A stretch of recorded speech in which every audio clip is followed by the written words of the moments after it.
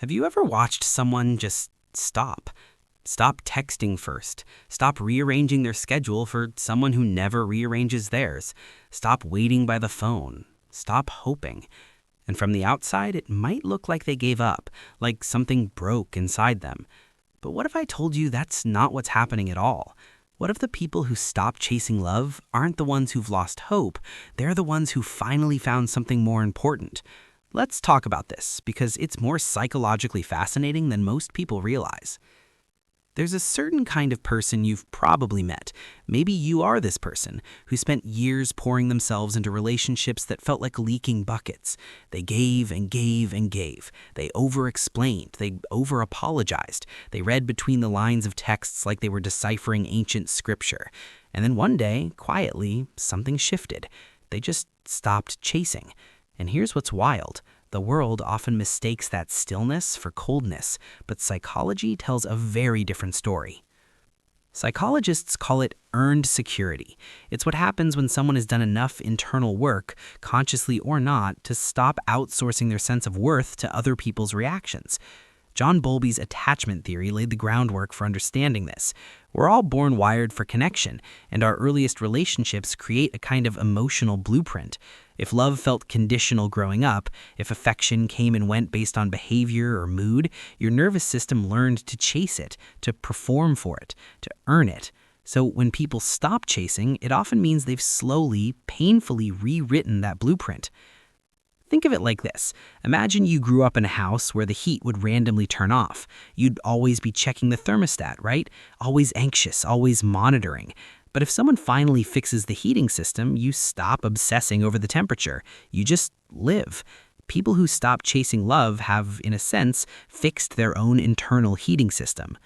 Now, this doesn't happen overnight. There's almost always a moment, or a series of moments, that become the turning point.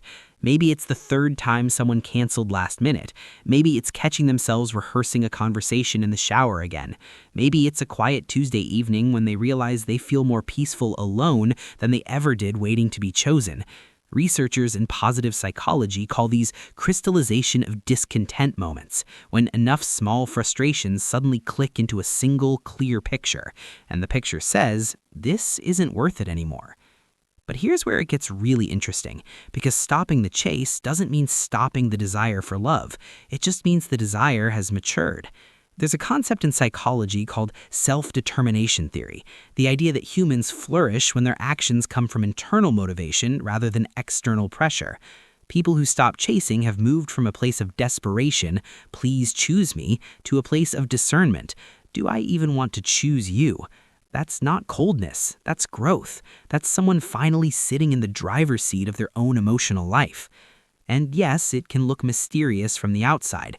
Suddenly they're not as available, they're not double texting. They're building something, a life, a sense of self that doesn't have a hollow space shaped like someone else's approval.